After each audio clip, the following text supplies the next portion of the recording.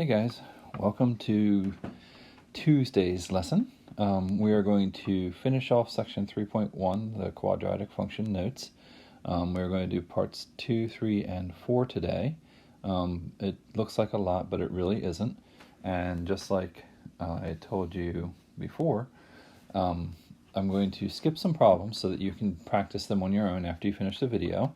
And the first thing that we're going to do with the next video is to start with those problems that we skipped so that you can see how they should have been done.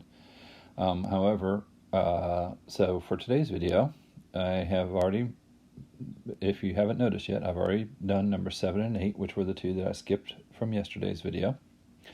Number 7 is complete and number 8 is complete.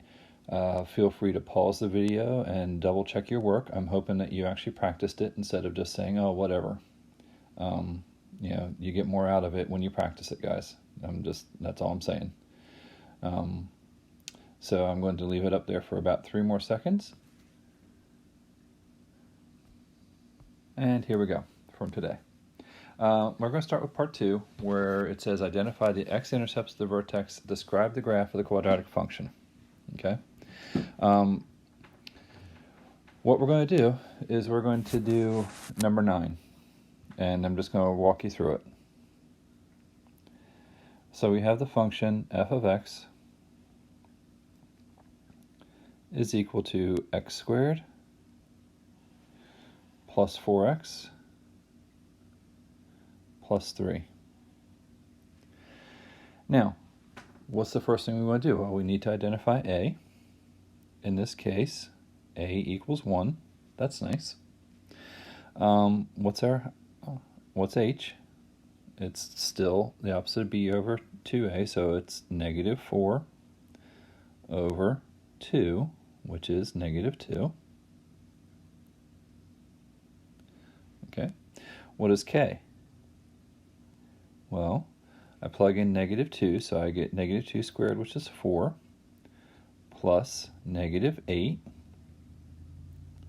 plus 3. And if I do my math correctly, that should be negative 1. Okay, so what does that mean? I have f of x equals 1 times x plus 2 squared minus 1. And we know that this opens up and there is no vertical stretch or shrink. Okay. I kind of wanted to go back and show you how this compares with where the x-intercepts are, okay? Or how to find the x-intercepts. The x-intercepts happen when f of x is equal to 0. So if I plug in 0 for f of x, I can find my x-intercepts. So at 0 equals x squared plus 4x plus 3. Well, guys, how do I solve this? You know how to solve this. We just spent the last unit doing this. This is a factorable. So I get 0 equals x plus 3 times x plus 1. And then I solve each of those. Some of you on your test forgot to do this part. X plus 3 equals 0. X plus 1 equals 0. So I get x equals negative 3. And I get x equals negative 1. Guys, keep in mind that these are ordered pairs. Remember, f of x is the same thing as y. So I'm saying that y is 0. So I have the points negative 3, 0, and negative 1, 0. These are your x-intercepts.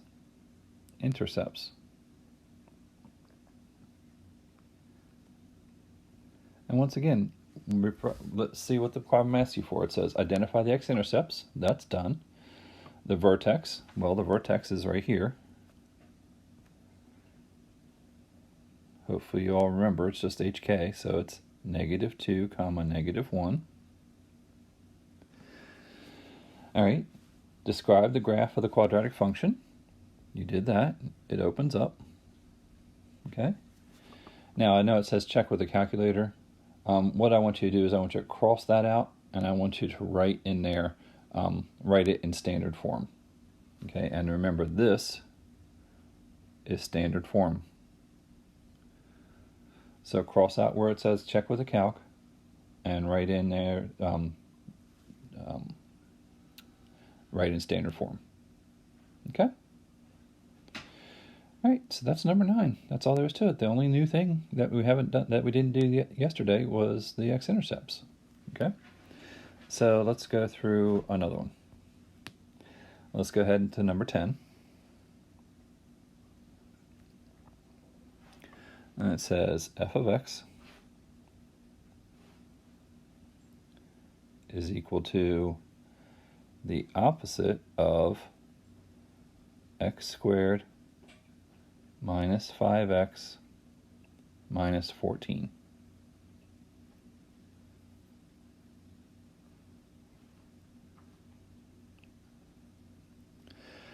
Okay, well, the first thing that we want to do for this problem is we want to get rid of this opposite here. Let's go ahead and distribute this wonderful little negative all the way across.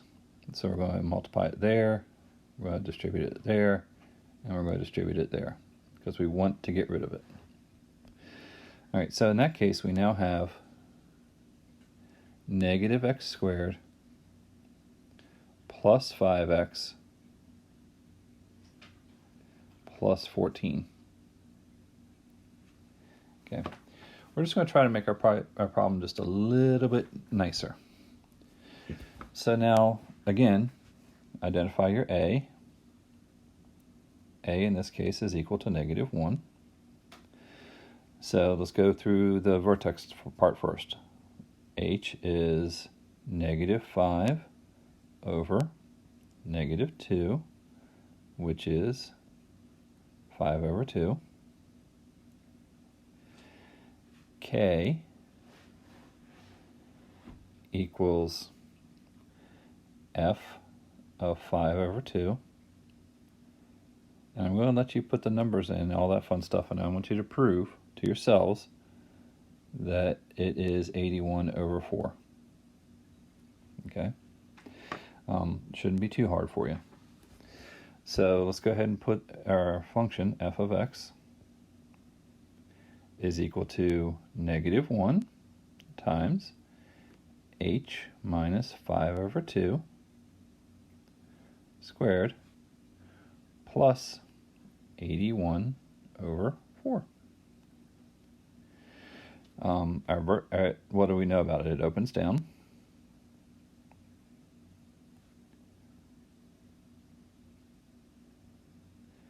Okay, and where is our vertex? It is at 5 over 2, comma, 81 over 4. Make sense? Hope so. Okay, now we need to find our x-intercepts. Okay.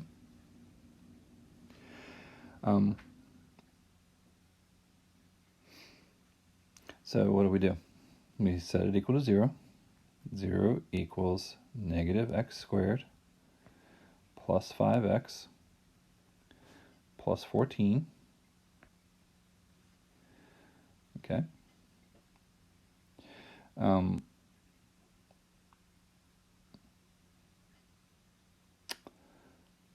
Let's pull that negative back out.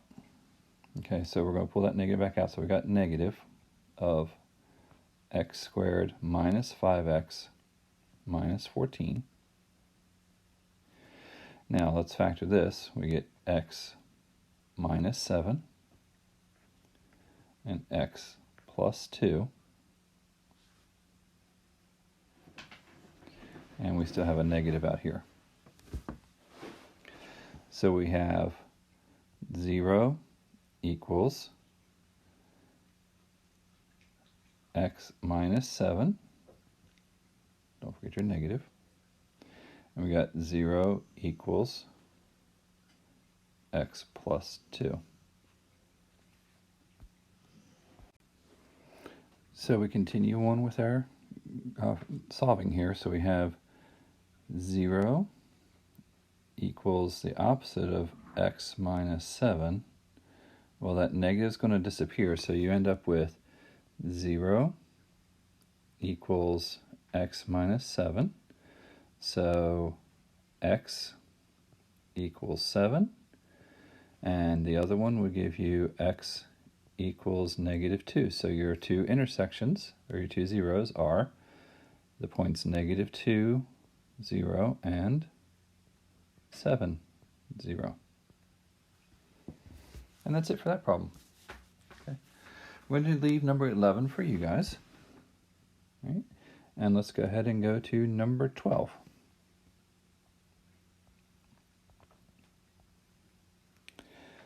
I have f of x equals x squared plus 6x plus 4. Again, how do we start? Do you feel like doing the intercepts first, or do you feel like doing the rest? Let's mix it up a little bit. Let's find the x-intercepts first. So we set the function equal to 0. So we get 0 equals x squared plus 6x plus 4. Ruh-roh. There's nothing I know of that multiplies to get 4 and adds to get 6. So that means I'm going to have to use our friend, the quadratic formula. So in order to find my zeros here, hopefully you all remember it. You just had a test on it. So I have the opposite of b, which is negative 6. Some of you put the wrong number there, despite the fact that it was on your test what the formula was. The square root of b squared, which would be 36, minus 4 times 1 times 4, all over 2. Now, I'm a little disappointed in your simplifying abilities, but we'll talk about that a little bit later. We have 36 minus 16. Hopefully you all see that. And that goes over 2. And then we have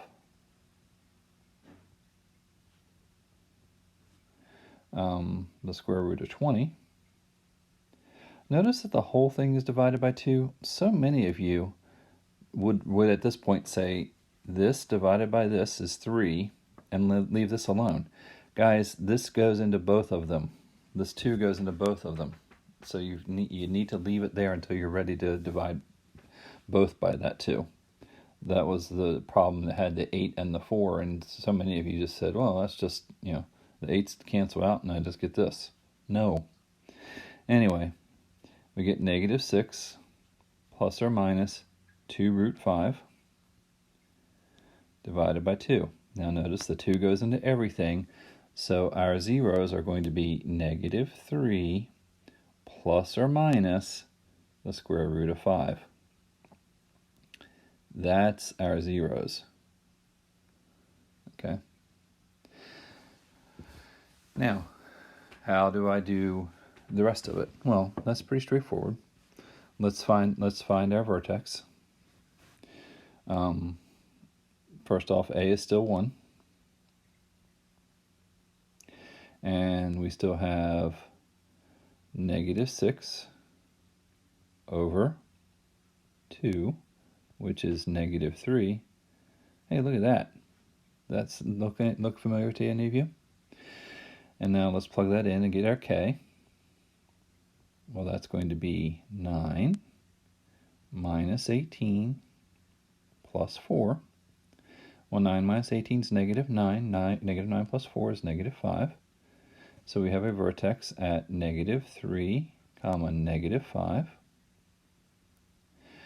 And so now our function in vertex form, or standard form, is simply, we still have the 1, x plus 3 squared minus 5. We know that it opens up. There is no, once again, there is no vertical stretch or shrink because a equals 1. And our vertex is -3, -5. I just didn't write the word vertex in front of it up there. Could have. All right, so that's it for section 2. Okay, so I am leaving you problems 11 and 13 to do on your own. And again, the next video that I have, I'll open up with those 2 problems plus some others. All right, so let's erase that. So I suggest strongly that you do those problems. Next, we're going to go to number 14. Now it says from the given information, write the equation of the quadratic from the given information. We have a vertex that goes through a point. So the vertex, I'm going to teach you how to look at this. Each is h and k.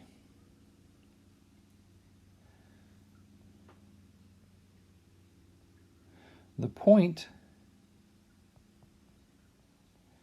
is equal to x and y. Now the equation says f of x equals a times x minus h squared plus k, right? So I remember that y is the same thing as f of x, and I have an x, I'm given an h, and I'm given a k, so what's missing? I'm missing a, so what do I do? I take my vertex and my point, and I plug it in and solve for a. So according to this, I have a vertex of 4, 7. So my vertex is 4, 7.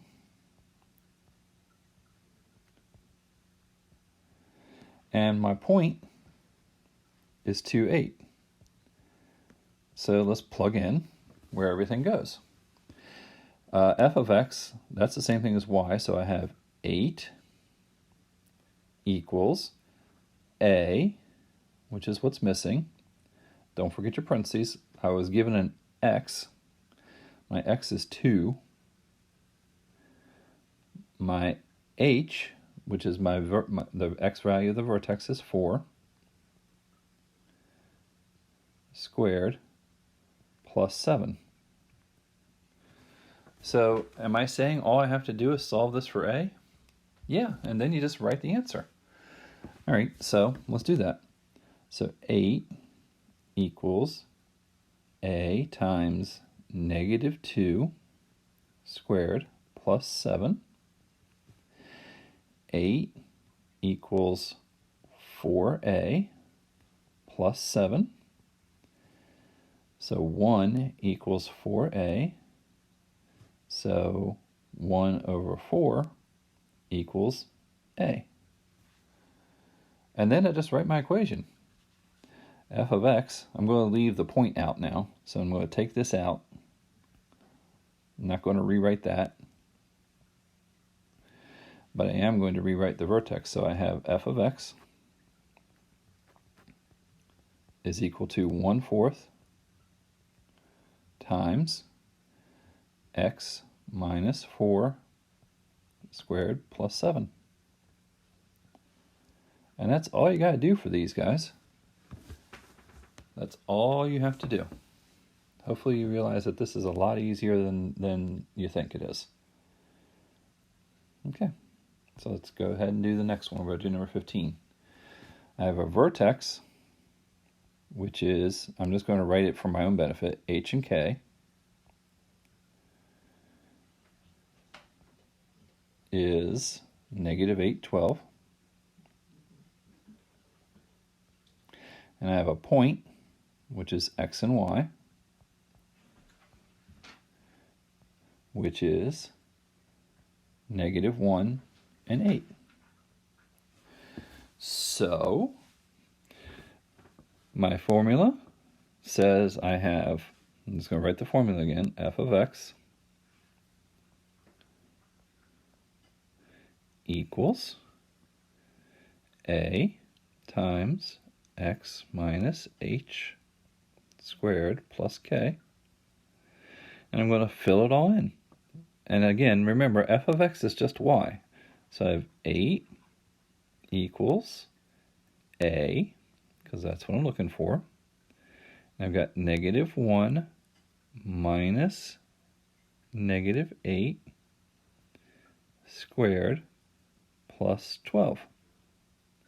If you look, if you write this down this way, remembering to skip a, you're going to fill in your formula this way. You're just going to follow along in this path. So this will be the first one, this will be the second, this will be the third, and this will be the fourth. If that kind of stuff helps you remember what you're doing, then good. Just remember to skip the a. All right, so I got 8 equals a times 7 squared plus 12. 8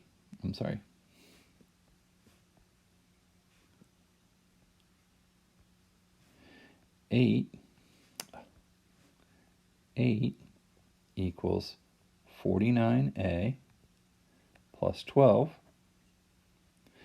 So -4 equals 49a, or a is equal to -4 over 49. Now, after you find this, you should be able to tell me two things. Is this a vertical stretch or a vertical shrink? Well, clearly it's a shrink because this is less than 1. The fraction is less than 1. And does it open up or down? Hopefully you see, oh, well, that opens down, Mr. Drum, because there's a negative there. So what's our final answer? F of x equals -4 over 49 times x plus 8 squared plus 12. All right, so I'm going to leave number 16 for you guys. Hopefully you're going to realize, oh, that's like really easy, Mr. Drum.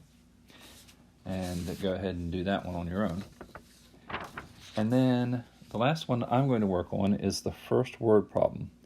Now, again, guys, word problems shouldn't be scary, all right? You all can do these. You all can read it and go from there. Okay. So, we have a package of supplies is tossed from a helicopter at an altitude of 200 feet. The package's height above the ground is modeled by h of t equals -16t squared plus 28t plus 200, where h of t is the height of the package in feet and t is the time in seconds after it's tossed. For all questions, round your answer to the nearest hundredth, if applicable. How high is the package after 3.5 seconds? Well, guys, what are they giving you? They're giving you a time. So remember you have h of t is equal to -16 times t squared plus 28t plus 200. Well, if they're telling you that t equals 3.5, what do? You just plug it in. Okay, so you get -16 times 3.5 squared plus 28 times 3.5 plus 200. Okay. Now, if you do your math carefully, you should end up with 102 feet off the ground. Still. Okay. Well, now it says, what's the maximum height of the package? Guys, the maximum height is the value of h, or h of t. Basically, the maximum height is the y value of the vertex. Well, how do you find the y value of the vertex? Well, first you find the h value, okay? So remember, we're looking for the vertex, which is h, comma, k. All right. So let's find h. How do I find h? That's the opposite of b over 2a. So that gives me negative 28 over negative 32, which gives me 7/8. Okay. So then k is going to simply be negative 16 times 7/8 squared plus 28 times 7/8 plus 200. Okay. And if you do this very carefully, you should find that you have 212.25. Okay. So this is the maximum height, guys. The y value, or the k value of the vertex, is the maximum height, always. It always will be. I know some of you had problems with this in Algebra 2, I'm sure. But this is it. It's 212.25 feet again. Now for part C, it says, how long does it take for the package to reach its maximum height? Well, guys, all that is h. That's the time, okay? So it takes 7/8 seconds to reach its maximum height. So we've already answered A, B, and C. Now, for part D, when is the package 80 feet from the ground? Solve algebraically showing all work that leads to your answer. Okay. Well, it's asking for a time, and it's giving us a height. So let's go back to our original formula. The height is 80. And that equals negative 16 t squared plus 28 t plus 200. Now, how in the world are we going to solve for t? Well, the first thing we're going to do is we're going to make the left-hand side equal to 0. So we're going to subtract 80. And we're going to get negative 16t squared plus 28t plus 120. And that equals 0. Now, that's a t there, sorry. Okay, so how do we find when this equation has a t equal to 0? We use our quadratic formula, guys. T is going to equal the opposite of b, so negative 28 plus or minus the square root of 28 squared minus 4 times negative 16 times 120.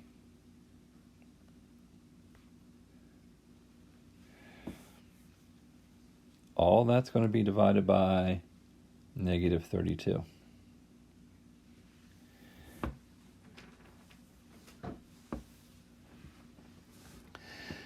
Now,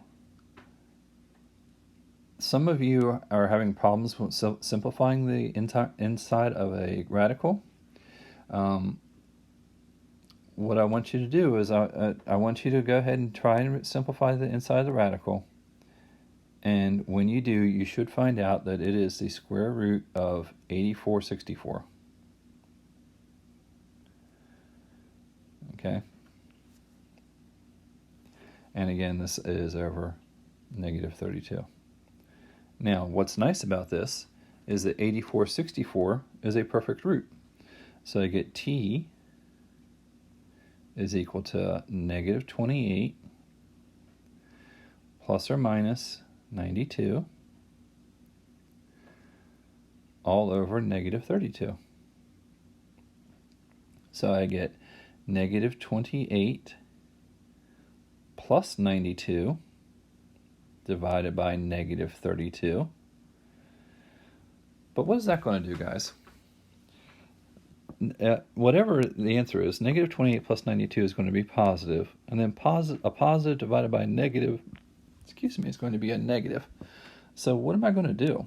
I'm not even going to worry about that because I can't have negative time. All right, so let's do the other one. Negative 28 minus 92 over negative 32. Well, that should work out better because negative 28 minus negative 2, that's going to give me negative 120. So I'm going to have a negative divided by a negative, and that's going to give me a positive time. Guys, you can't always assume that the negative one's the one that you're going to work. You have to do both of them. You have to look at both of them. So if you go ahead and work this out, you should end up with t equals to 3.75 seconds.